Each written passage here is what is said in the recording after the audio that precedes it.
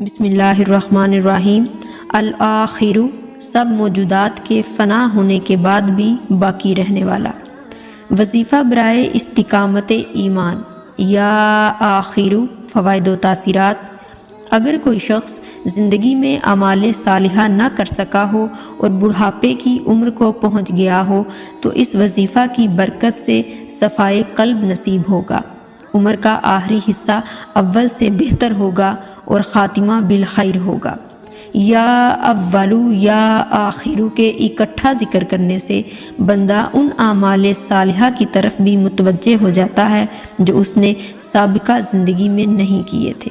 عام معمول میں اول و آخر 11 مرتبہ درود شریف پڑھ کر اس کا ورد 100 مرتبہ روزانہ کریں۔ اس وظیفہ کو حسب ضرورت 11 دن، 40 دن یا اس سے بھی زیادہ عرصہ کے لیے جاری رکھ سکتے ہیں۔ جزاک اللہ خیرا کثیرا۔